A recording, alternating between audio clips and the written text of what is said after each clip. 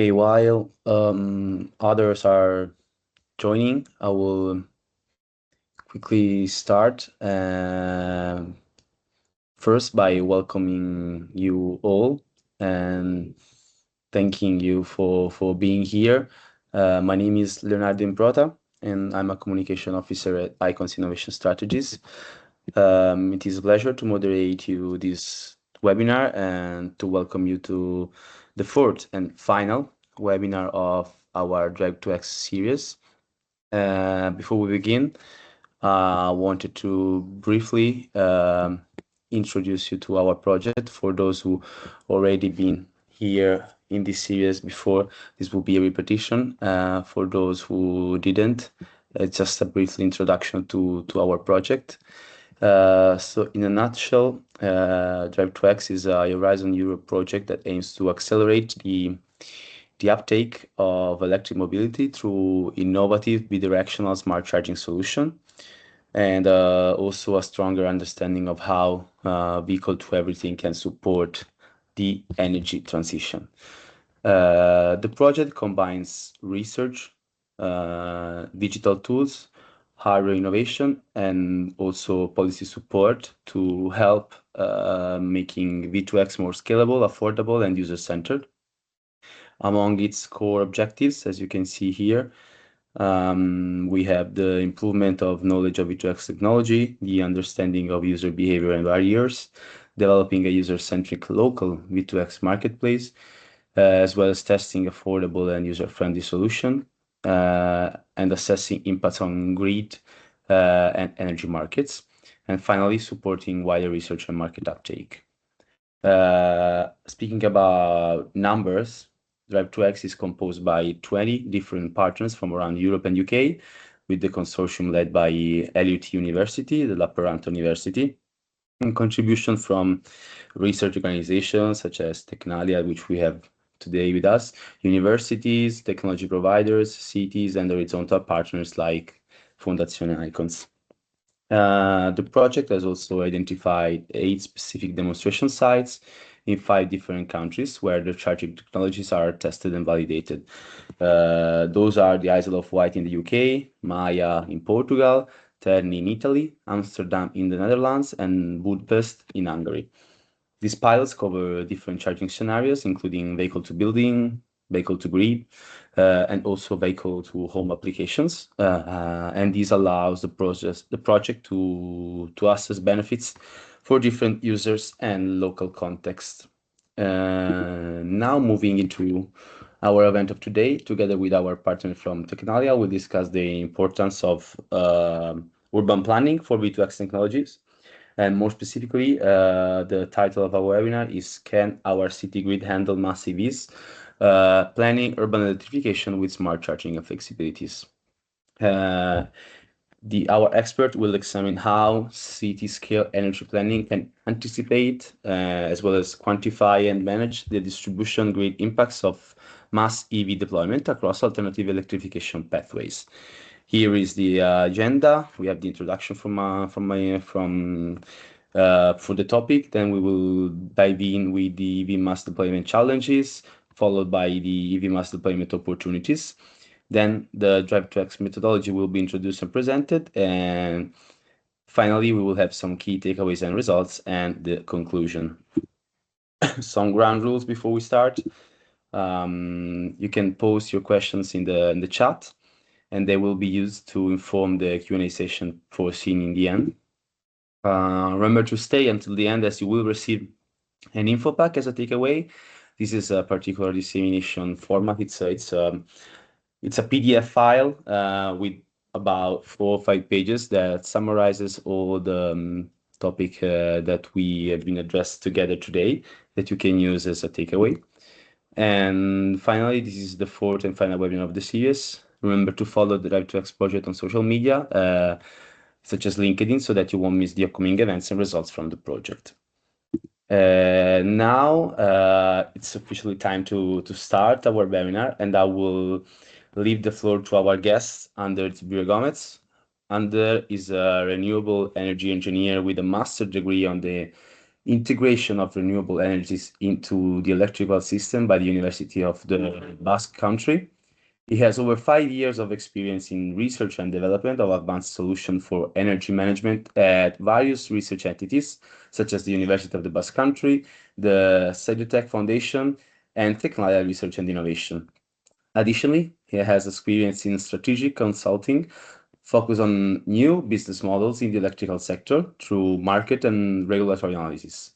Currently, he is a researcher in flexibility management in integrated energy system as part of the Flexio platform in the electrical networks and energy planning area within the operational unit of energy, climate, and urban transition at Tecnalia Research and Innovation.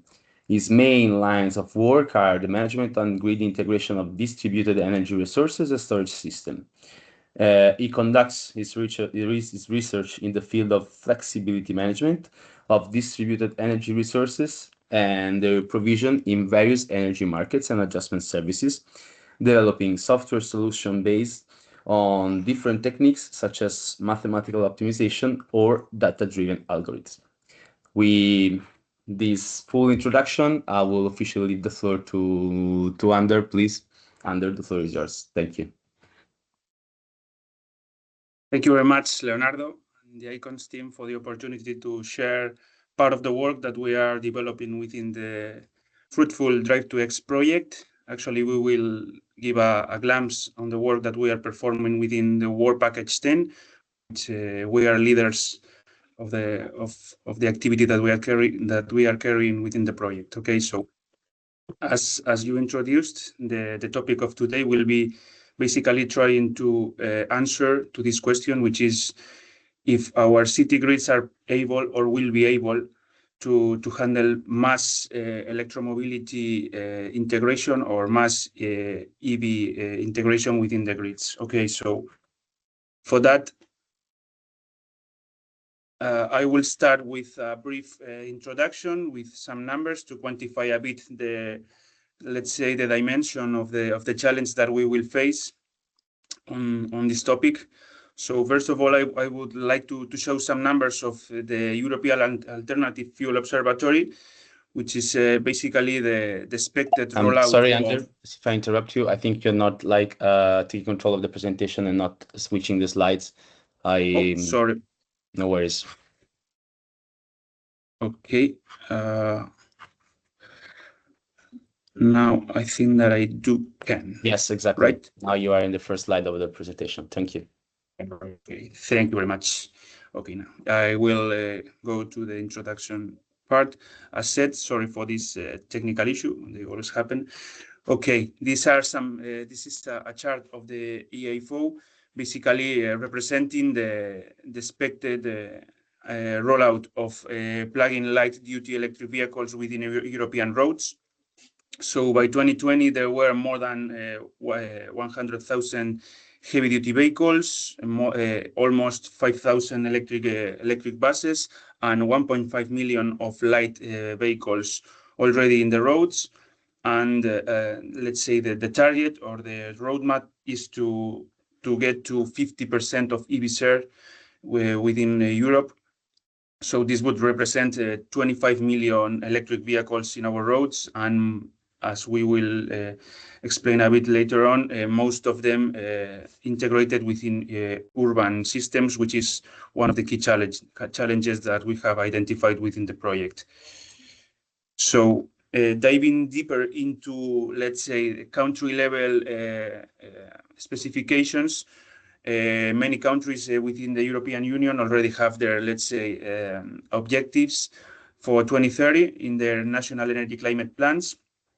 For instance, in Spain, the target for 2030 is to have 5 million electric vehicles in the roads, and to quantify this, to have a, let's say, a share of these electric vehicles in different type of charging and different type of charging environments. Yeah, more than 200,000 units already deployed as chargers, and 90% of these units are normal chargers. So this will be implemented in building or work environments, which are chargers less than 22 kilowatts of power. Apart from that, there's a relevant aspect to mention is that 75 to 80% of customers already charge or are planning to charge their electric vehicles at home in Europe. So this reinforces our question, right? So that the implementation of electric vehicle in urban areas is one of the key challenges, because not only for the high electrification, but for the high share of electric vehicles that will be charged in this type of environments. So moving a bit into the challenges, into the specific challenges of urban electrification. Yeah, in this slide we wanted to represent that the urban EV electrification poses challenges in three different dimensions. Okay, so first of all, in the planning and the grid planning and the grid investment dimension. Then, of course, in the operational side of the grid operation, and pretty much relevant and coming along with these two dimensions on the regulatory part of the distribution systems and of the electricity system as a whole.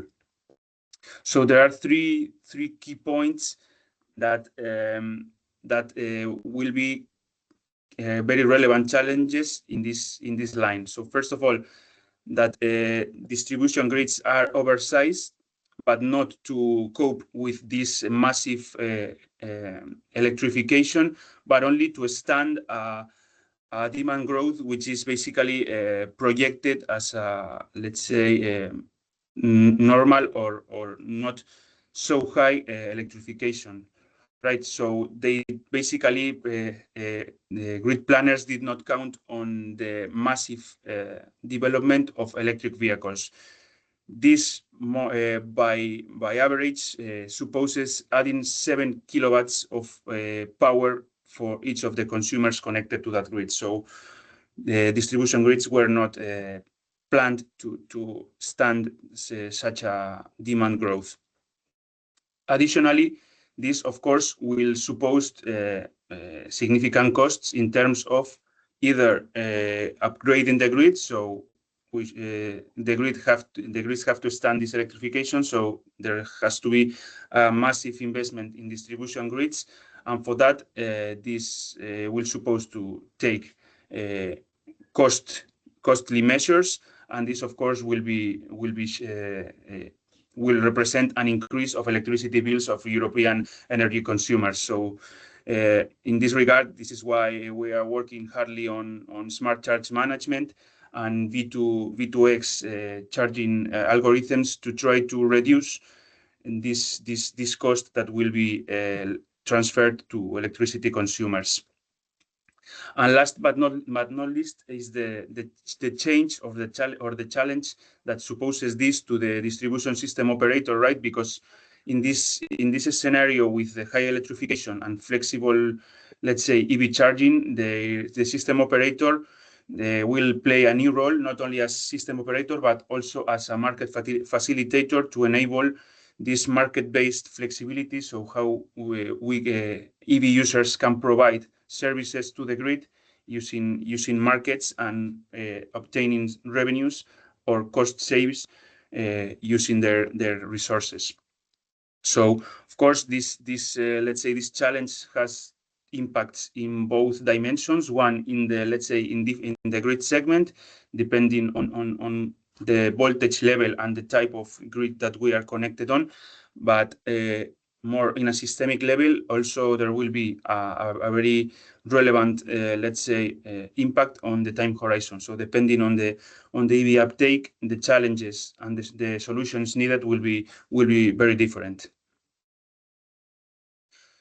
And this is what we wanted to represent in this slide. Okay, this is a very simplified, let's say, timeline that represents the EV uptake according to estimated percentages of the European EV fleet. Okay, so there are three, let's say, key milestones. One, the low EV uptake, so under 20% of the EV fleet, a medium EV uptake between 20 and 40, and a high EV uptake that would be higher than a 60% EV uptake, closer to 2050 scenarios as project the European Commission.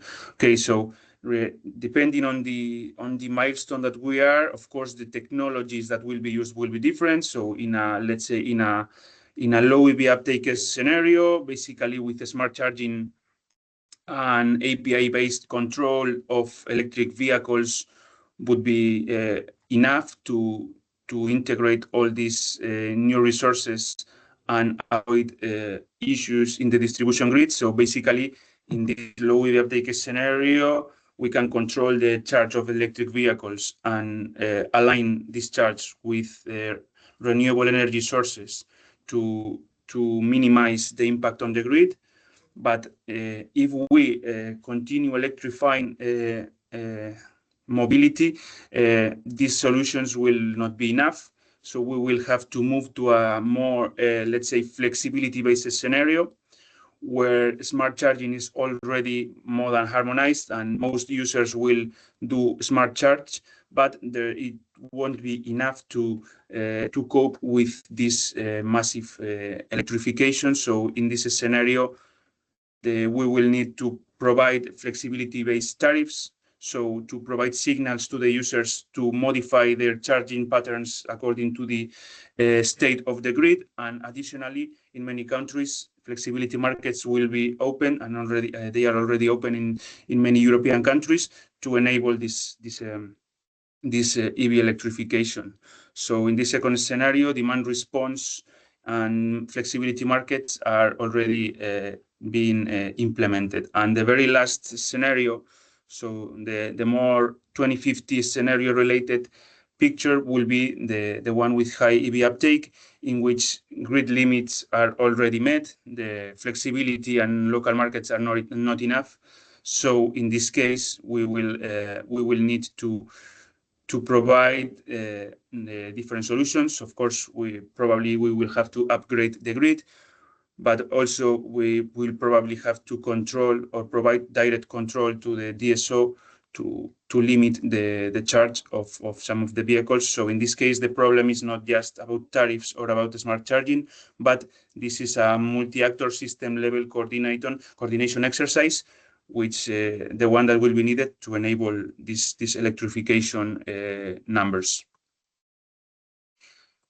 So once the picture a bit the challenges that we will face on the distribution grids due to the EV mass deployment, of course, there are many opportunities, and we will try to focus a bit on the R&D opportunities that we are working on within the project, and also as the FlexiOptim in Tecnalia. So here are some technical EV mass deployment opportunities, and basically these are some of the DriVe2X focus areas. So first of all, the EV charge demand prediction and characterization. So for that, innovative prediction techniques, most of them based on artificial intelligence, will be developed for different grid segments and for different charging archetypes.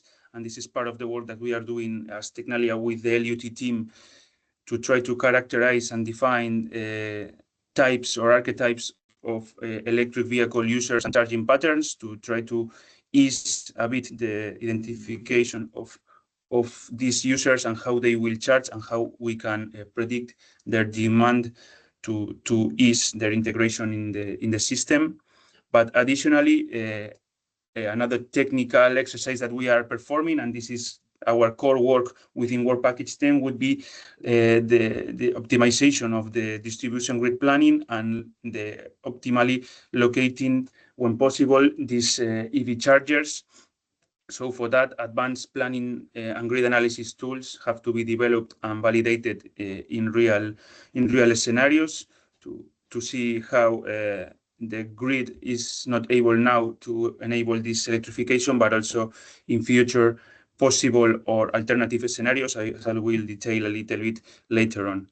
And last but not least, the EV charge management. So basically, in the operational side, developing smart charging algorithms to coordinate charge in EV hubs, in houses, in buildings, and of course, V2X related smart charging algorithms to enable the vehicle discharge when the grid requires additional power supply.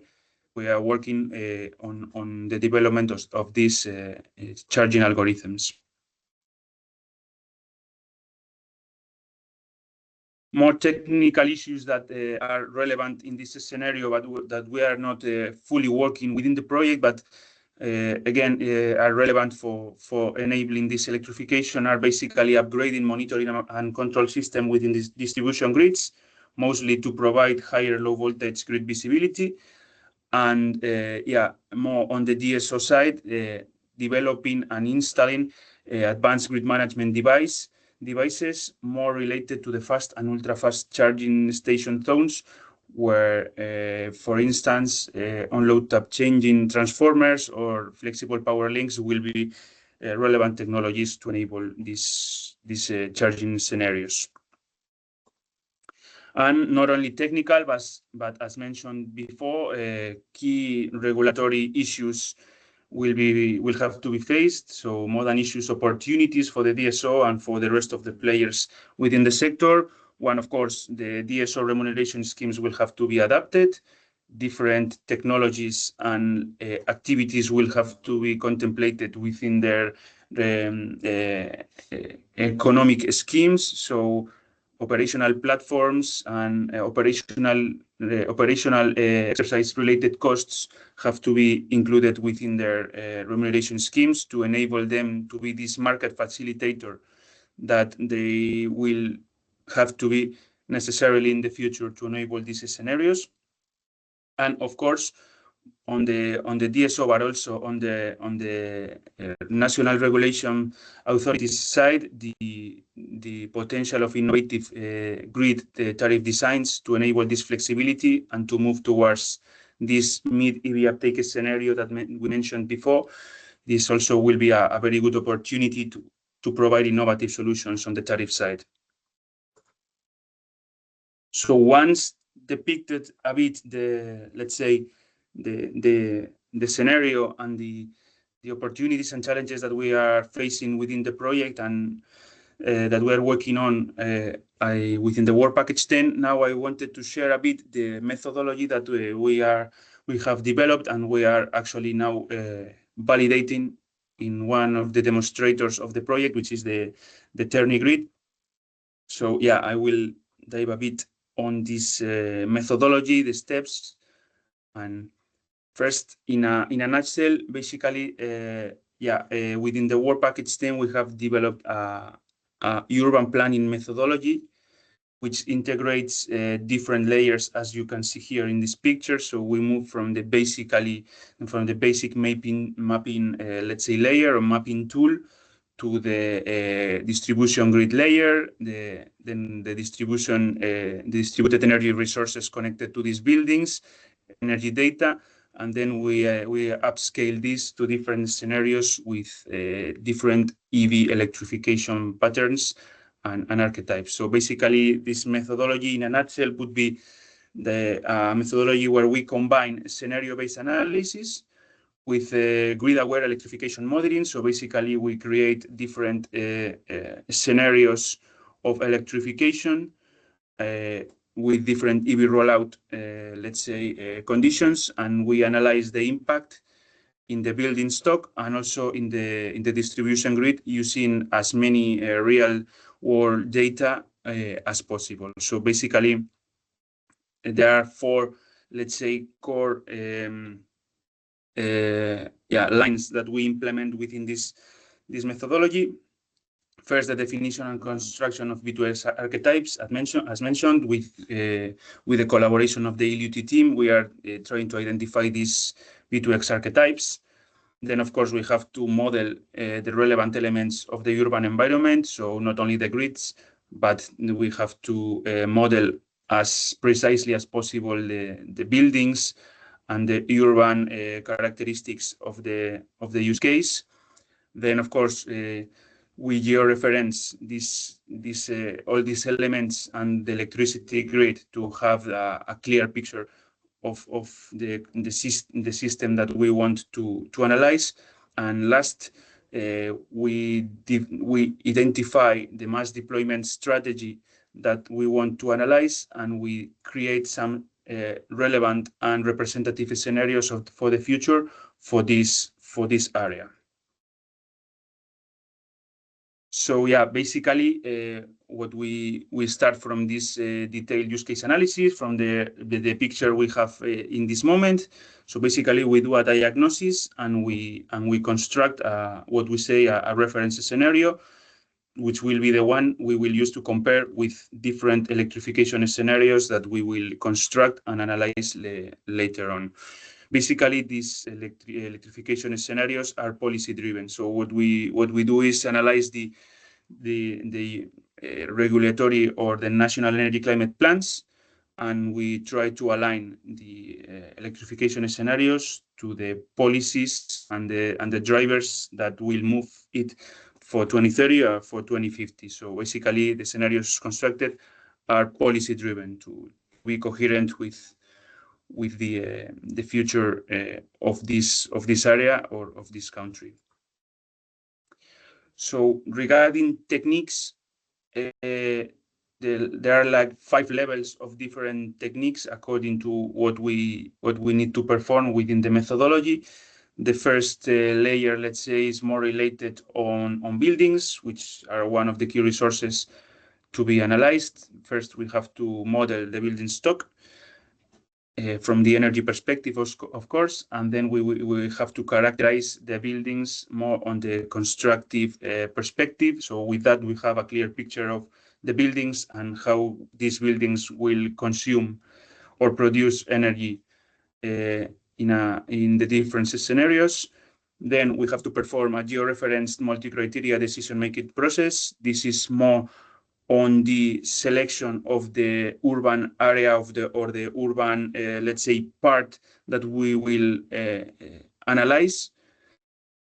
Once selected this area, one of the key exercises that we have to do is, given the area and given the buildings, we have to let's say model or try to characterize the electricity demand of this area and these buildings, and we perform an hourly energy balance, and we calculate which will be the energy consumption of each of the buildings. Of course, in the next layer, we have to see if the grid is able to provide all this energy, and to see what is the impact on the existing infrastructure of this energy consumption. And for that, basically, what we analyze is the impact on infrastructure, basically running different power flow calculations to see how we are, let's say, stressing the grids within these scenarios. And lastly,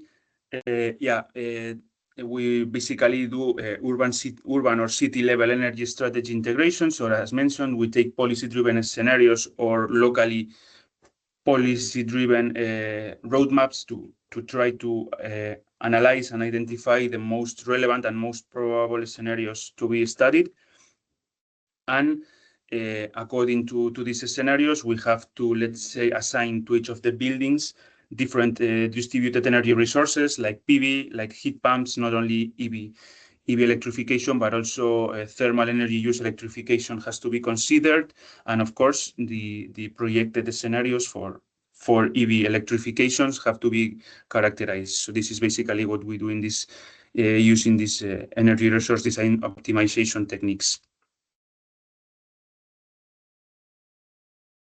Okay, so I will jump now into the 3 main steps of the methodology that we are already validating within the project. So first of all is, let's say, the diagnosis.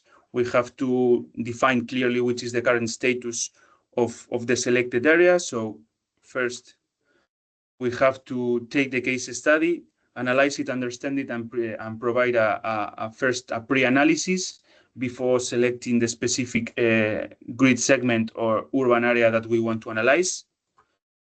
So once done that, we select the area which will be ideally the most congested or the worst case scenario according to this urban electrification planning. Then we have to, of course, model all the building stock within the selected area. So now we have a clear picture of what is the area to be studied and which are the buildings that will host all this EV charge. Then we perform the energy balance calculation. Okay, so we need to know now in the current situation what is the energy consumption of these buildings and what is the impact right now on the infrastructure. And yeah, once had this energy consumption at a building level, we can land it into power flow calculations. So to see if current situation is creating issues or if we have to take measures. And this is, let's say, the first picture for us to define which will be the scenarios that we want to study in the future. So seeing this, we move to the second step, which is basically analyzing the business as usual scenario. These are scenarios basically policy driven. So we are not making assumptions according to our expertise, but we are making assumptions according to the energy policy scenarios that will impose basically these projections of EV electrification. So in this case, let's say that these business as usual scenarios are the most probable electrification scenarios. Okay.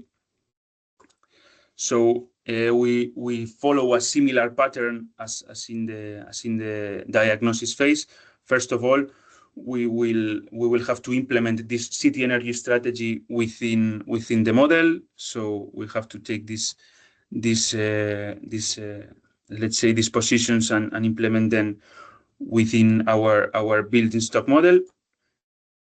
Of course, we will perform again a georeference multi-criteria decision-making process to try to segment and identify which are the bottlenecks and the areas that will suffer more. Then we perform the energy balance calculation again. So according to these scenarios, the energy consumption and the patterns will change a lot. So we will have to perform again an energy balance to see in this business as usual scenario which is the impact.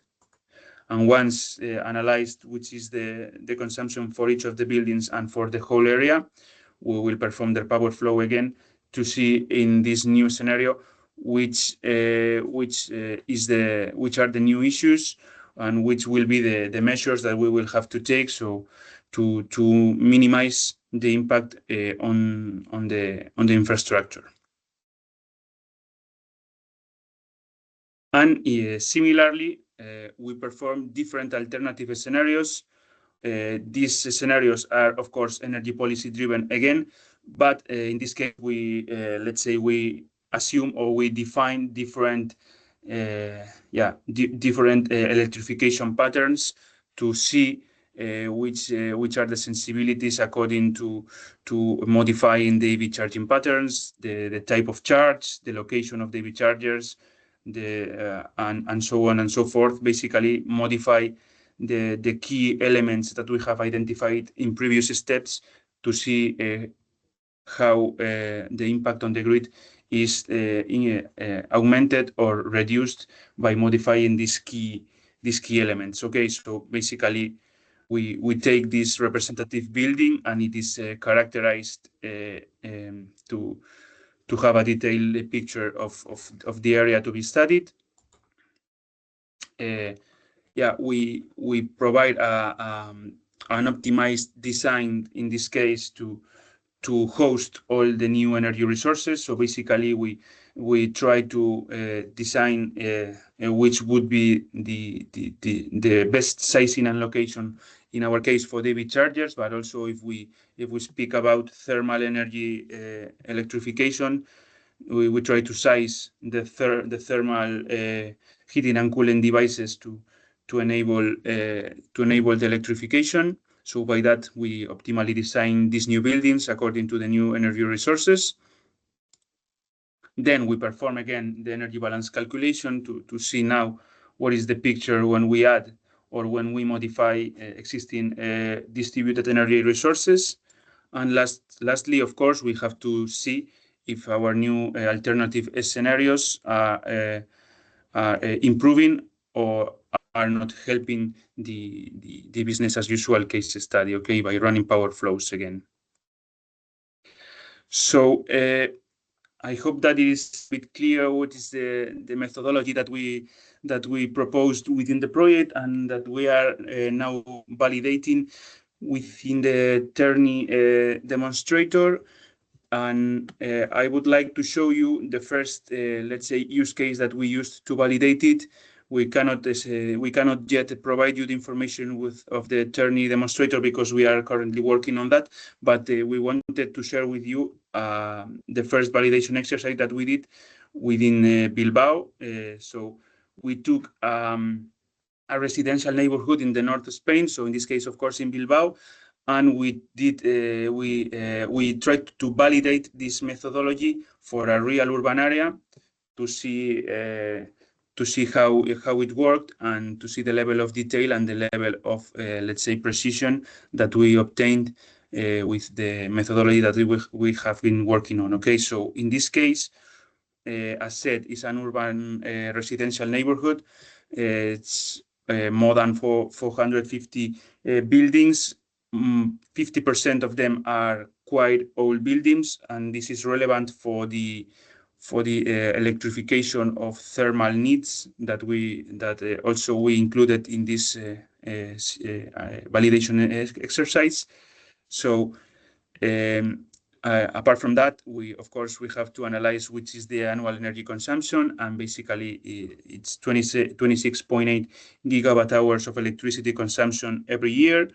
23.4 gigawatt hours for heating and 12.9 gigawatt hours for domestic hot water demand. So in this case, this mostly the 100% of the buildings were supplying their heating and domestic hot water demand with natural gas. So in the scenarios that we analyzed, not only we included the EV uptake, but also the electrification of thermal demand with heat pump technologies.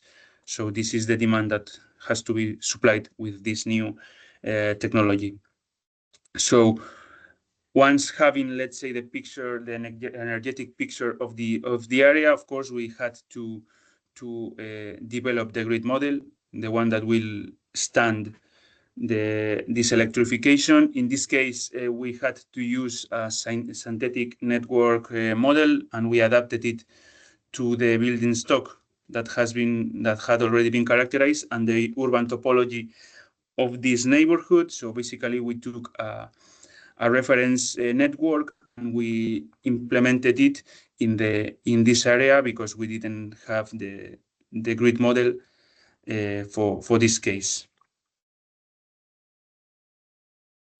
So some of the results that we obtained, first of all, in the diagnosis phase, so in the very first situation, no relevant issues. I hope that you can see, but in the picture, it's shown in green. Let's say the lines are in green. So this is the line loading in percentage according to the capacity of the line. And the points are the voltages on the buses. And in this first diagnosis scenario, let's say, there's no relevant issues in line loading. So the average line loading is very, very low. So there's no problem on that. And the maximum line loading doesn't reach the 60%. So there are small under voltage issues in the end lines, but this is probably being solved right now with existing technologies by the DSO. But as mentioned, as we didn't have the real grid, we assume that these issues are not relevant and are faced already by the grid operator. Now, we perform the business as usual 2030 scenario, and this is basically aligned with the Spanish National Energy Climate Plan that imposes that 15% of 15% of EV fleet electrification. Okay, so in this case we can see a bit here in the I think that I can point it, yeah, in the, let's say, the overhead bus, so in the connection with the operator, we can see here that this line is already a bit, the loading is a bit higher, so now it's not already in green color. It's already facing some let's say, higher loading due to the EV fleet electrification. So even if this electrification is not too high, we don't reach the 100%, but we can see two things here. First of all, this line has a higher average loading throughout the year, and additionally, we can see lower voltages within the end of the line. So not only in the lines, but also in the end of line, the buses, we can see lower voltage. So this means that if EVs are connected to these end of line buses, that we can start having under voltage issues. And then we perform the second business as usual scenario. This is the 2050 scenario, the net zero one. And this, of course, is the scenario where everything crashes. In this case, 100% EV fleet electrification. And additionally, we included the heat demand electrification. So in this case, existing infrastructure cannot stand, of course, this electrification level. So most lines are overloaded throughout the year in more than 1,000 hours per year. So apart from that, we have very severe voltage issues in most of the buses, and especially in the end of line buses. So these pictures, what say to us is that there will be a clear need of providing flexibility solutions or grid upgrade when we move from the projected 15% EV fleet electrification to the 100% electrification. So, of course, this is due to, as I just mentioned, that there's no flexibility, no grid-aware optimization considered in these scenarios. So basically, all EVs are performing dump charge, either let's say price-based charge, which will provoke that most EVs will charge at the same time slots, because in the end the wholesale price reaction would just move the problem in time. And then, of course, as part of dump charge, just the plug and charge strategy, which would be the users that arrive at after work and charge their EVs. So there will be like two main, let's say, time slots within the days during the day that will provoke problems. So one on the prices and the other one on the arrival time. But to try to analyze if providing smarter charging strategies or adding new distributed energy resources, we wanted to see if these new technologies would either help the grid, or if we would if we add these technologies. Okay, so we analyzed two scenarios for the 2050. So taking the 2050 objectives that I mentioned before, the 100% EV electrifications and the thermal energy demand electrification. And first, what we did is we did not, in the first scenario, we did not consider to install battery energy storage systems within the buildings. And what we did is to consider smart charge techniques that will that will respond to specific signals, so grid-aware smart charge techniques, to see if by that we can, let's say, minimize the impact in the grid. Okay, so in this case, as said, heat pumps for heating, and we also considered a high PV installation deployment for self-consumption to deal with electricity demand. And what we identified in this scenario is that if we provide grid-aware smart charge signals to the EV chargers, that the picture in 2050 will be more similar than to the business as usual 2030 scenario than to the business as usual 2050 scenario. Okay, so this what tries to depict is that if we provide grid-aware signals to EV chargers, and we provide coordinated EV charging in let's say, contained urban areas, that the grid impact can be effectively minimized in at least in this area that we analyzed. And in the second scenario, we performed basically the same exercise, but in this case, we wanted to see what would be the impact of adding batteries to these buildings and to these PV installations. Okay, so the same fashion for the EV charging, and in this case, what we did is, okay, we will operate these batteries following a cost minimization problem, which is basically that they will charge in low prices and using excess solar, and they will discharge during peak times, which will be basically nighttime, in the afternoon or in nighttime. So we saw the same fashion as we saw if we let's say overlap the charging of all EVs, and it is that if all the batteries respond as all the EVs to the same price signals, basically what we are creating is we are moving the problem from one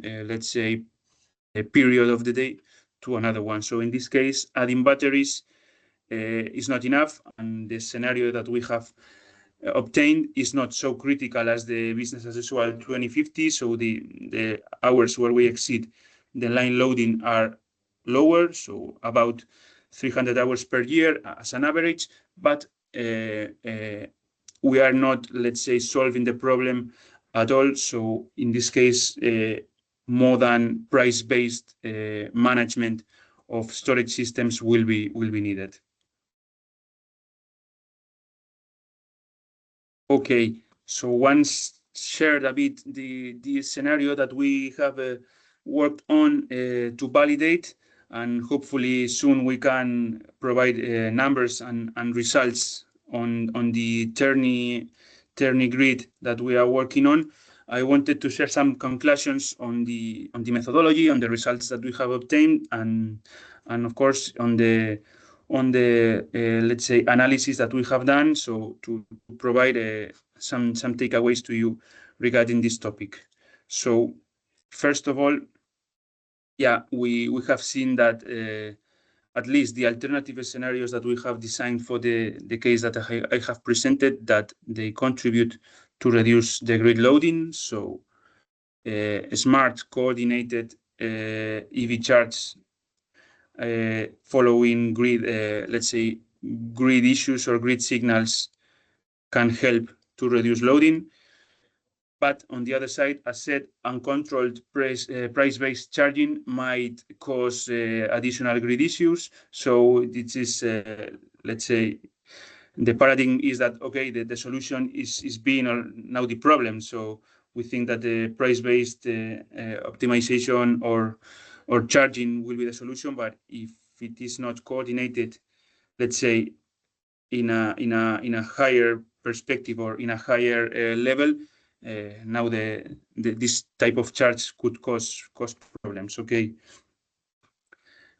Moreover, to enable this, let's say, coordinated charge and to minimize the impact on the grid, one of the key aspects, and it is not on us, so on the technological developers, but more on the national regulatory authorities, is to adapt regulations and to create effective incentive schemes to provide this flexibility, to enable this coordinated charge, and yeah, to minimize the costs of upgrading the grid, because as has been seen, if we provide effective grid-aware signals, EV charge can be part of the solution, and of course is more cost effective than upgrading the grid. So some more conclusions on the analysis. Okay, the 2030 scenario, at least in the area we analyzed, we saw that is manageable for the existing grid infrastructure, but the 2050s horizon with a full electrification of both electromobility, the mobility and the thermal part cannot withstand be withstood by the grid. So in this case, it is needed to provide new solutions. So in this regard, what we think that one of the key issues is to have a multi-actor system level coordination. So not only price-based charge, but we have to coordinate different actors, provide flexibility incentives, and create a framework of incentives that enables EV charge to be implemented in urban areas in an ordinated and in a coordinated manner. So I think that we are on time, and this is on almost everything I wanted to say. Thank you, Ander. That was clear. Thank you very much for the fruitful presentation. I didn't see any questions on the chat, but I do have one. I mean, you basically already mentioned it in the end in the conclusions. But yes, you concluded that mobility electrification is manageable for the grid in the 2030 horizon, but that also like full electrification by 2050 could push consumption beyond 300% of capacity. And I wanted to ask, like, to summarize what's like the single most important decision that cities need to take now to avoid hitting that wall in 2050. You talked about this multi-level system, but yes, just wanted you to briefly summarize that so that we have like the final takeaway for the day. Yes. Well, what I would say that is one of the key aspects that the city planners and urban operators should consider is that we have time, and we have to start from now on to plan and to try to identify these potential scenarios, study them, and start deploying the infrastructure that will be needed in the future in an ordinated and provide a coordinated schemes for the different actors. So we are still on time, and this is one of the examples, but there are tools and methodologies to study the impact of different electrification scenarios. So the key thing that I would do is that it is not only to plan the energy on the one side and the city development on the other side, but to try to implement an integrated planning of the cities. So to consider both parts, the energy and the urban part, since they will have to live together in the future. So yeah, this is the key takeaway I would underline. Thank you, Ander. We do have also a question from the audience, from Marcelo Jose da Silva. I'm quoting, thank you very much for the webinar. It was very timely and informative with great results. I would like to ask how the presented framework was implemented, software coding language, as modeling electrical networks and performing power flow simulation is often challenging. Again, great work. Yeah, this is a typical question of what we are working with. Yeah, we basically, there's not let's say, a software tool as a whole. So it's not a software piece, but we mostly perform the different steps that I mentioned within the methodology using Python. We basically code using Python, and all these techniques that are implemented within the methodology are developed and validated using Python, different Python libraries, and yeah. Okay, great. Thank you. And now, before we close the session, as promised, I would also like to share with you the info pack for today. You can scan the QR code here, and we will also provide you in the chat with the link to directly download the info pack, and also with an email. We will follow up this webinar to all participants, providing the recording on YouTube and the info pack as well, and the presentation, so that you can have like everything you need in order to get through all these info that we share with you today. And this is it basically. This was the final webinar from the DriVe2X project. And we with that we close this series, but the work within the project is not finished already. So make sure to follow us on social media, to check our website. So the results are coming out now, since we are in the final months of the project. So make sure to follow us if you're interested in the EV deployment. I would like also obviously to thank again Ander for his availability, for his precious and fruitful presentation. So thank you again, Ander, for your availability, and to the audience who participated and attended today. And wish you all a great day, and we'll follow up soon. Thank you, guys. Thank you all. Thank you. Bye, everybody.